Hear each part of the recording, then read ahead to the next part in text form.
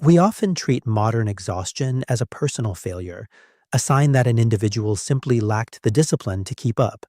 But the sheer scale of the current burnout epidemic points to a systemic crisis. Medical institutions currently rely on a specific baseline for diagnosis. The 11th revision of the International Classification of Diseases, or ICD-11, classifies burnout as an occupational phenomenon. This World Health Organization standard provides the accepted clinical definition for healthcare providers globally.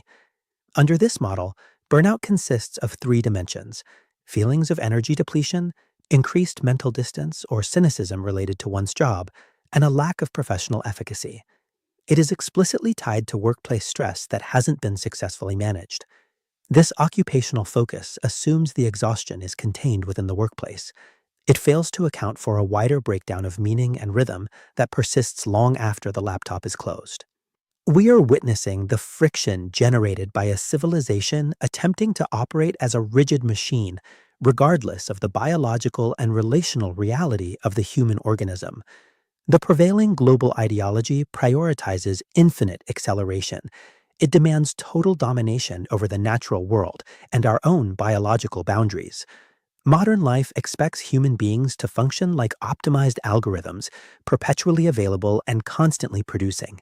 Forcing these mechanistic demands onto an organic system generates a devastating physical friction. The cell membrane literally begins tearing under the pressure. This demand for permanent growth ignores how the universe actually functions, relying instead on cyclical rhythms, coherence, and periods of dormancy. When our daily routines move in direct opposition to these natural cycles, the result is a profound inner emptiness and psychological collapse. To understand why the nervous system physically breaks down, we must first map the sociology that creates this mandate for exhaustion. The shift toward chronic urgency began as our societal structures evolved. Michel Foucault described the previous era as a disciplinary society. It relied on negative coercion and external prohibitions. Philosopher Byung-Chul Han argues we have entered an achievement society, driven by boundless potential and the grammar of can. The modern individual acts as their own employer. In this paradigm, you are an entrepreneur of yourself. This creates the violence of positivity. The compulsion to produce is internalized and virtually invisible. Individuals voluntarily drive themselves beyond biological limits, acting as master and slave. When impossible standards aren't met, this self-exploitation triggers autoaggression and profound depression. Where the historical disciplinary society produced madmen and criminals, the modern achievement society produces exhausted, self-exploiting depressives. Beyond the psychological shift, structural forces are accelerating daily life. Sociologist Hartmut Rosa identifies three vectors of acceleration defining late modernity. This diagram shows technical advances, social change, and the overall pace of life converging. This creates dynamic stabilization. Institutions must accelerate just to avoid systemic collapse. Paradoxically, digital technologies designed to save time have created an acute perception of time scarcity.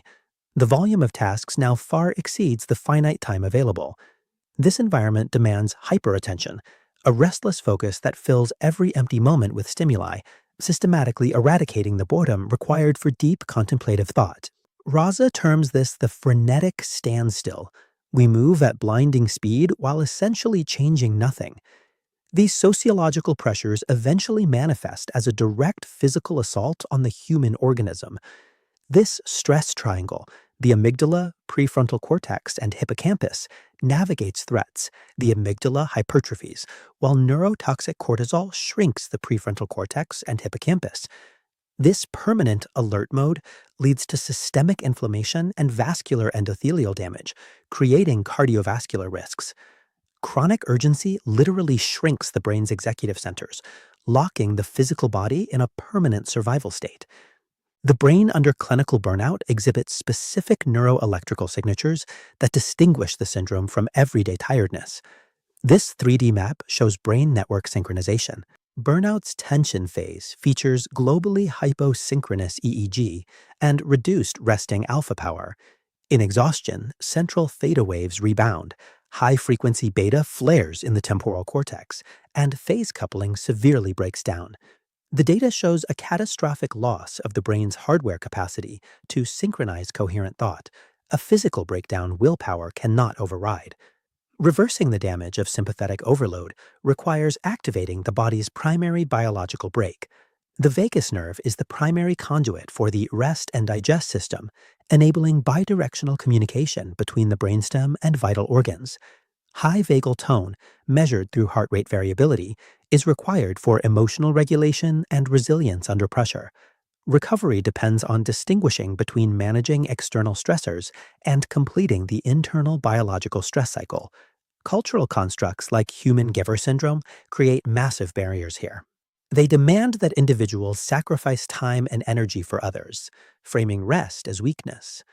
When we suppress the need for physical and emotional release, toxic emotional residue is trapped within the nervous system. Intentionally closing the stress cycle serves as a biological requirement for recovery, providing the nervous system with the specific signals it needs to begin repairing structural damage. Genuine healing requires moving away from mechanical optimization and adopting what we call a sacred pace. This framework replaces the linear worldview with a fractal understanding of existence. Like these fungal networks, natural reality relies on cycles of expansion and contraction. Hartmut-Rosa argues that the antidote to the psychological void of burnout is resonance. Resonance is a bidirectional relationship with the world. It involves the capacity to be moved by an encounter, a willingness to be changed by it, and an acceptance of unpredictability.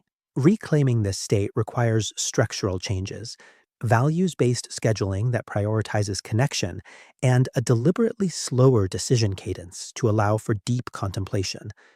In a culture that commodifies human attention, intentional rest and profound silence act as spiritual resistance against the machinery of achievement. Ultimately, we must design life around absolute presence, recognizing that the observer and the observed are intimately entangled. Awakening from the machine requires abandoning the pursuit of infinite acceleration and returning to a coherent, rhythmic participation in the flow of reality.